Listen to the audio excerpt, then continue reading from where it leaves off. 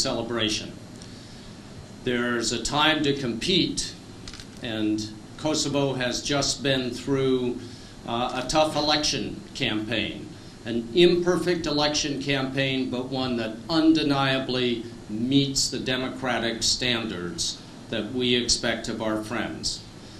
And next week, with the formation of a new government, Kosovo enters into a period of hard work, of challenging tasks ahead of it.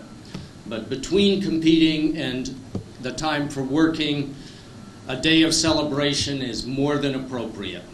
And I congratulate the people of Kosovo on the 3rd anniversary of their independence. I want to read just a couple of lines from the statements that both President Obama and Secretary Clinton have sent to the people of Kosovo on the Independence Day yesterday.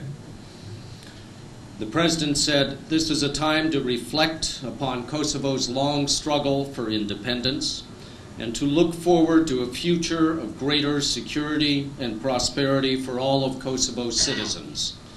And he added, "I am confident that the friendship between our nations will continue to grow in the years ahead."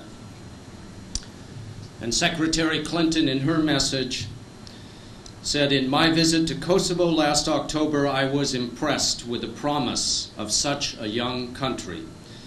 The dynamic, engaged youth who represent so much of Kosovo's future are working with civil society to build democratic institutions, expand economic opportunities, and promote the rule of law. Today is a fitting occasion for Kosovo's elected leaders to reinforce their commitment to good governance and transparency, both essential to fulfill Euro-Atlantic integration. This is necessary to the lasting stability and prosperity for Kosovo."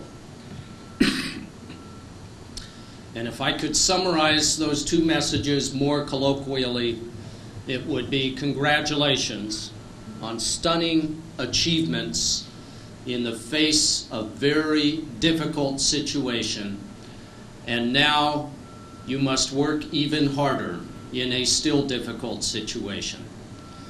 Kosovo's future depends upon the steps that the new government takes next week.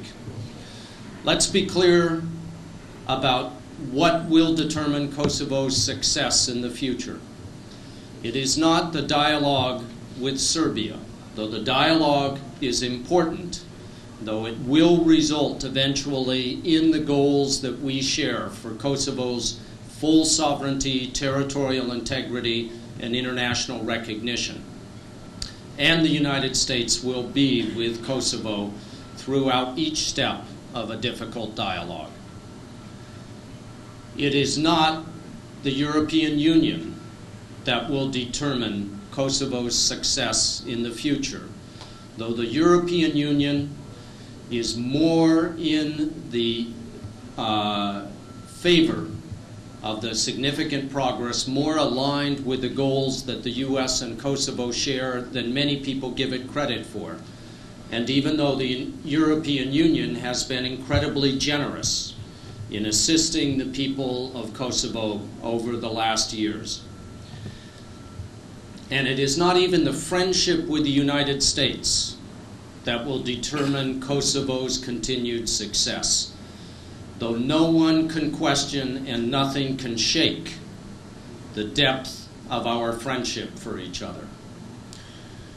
Rather, it is the new government of Kosovo and its determination to address rule of law issues, to promote transparent democratic functioning of the government, and to create greater economic opportunity for all of Kosovo's citizens that will determine success. And above all, it is the determination of the people of Kosovo to understand that democracy does not stop the day after an election.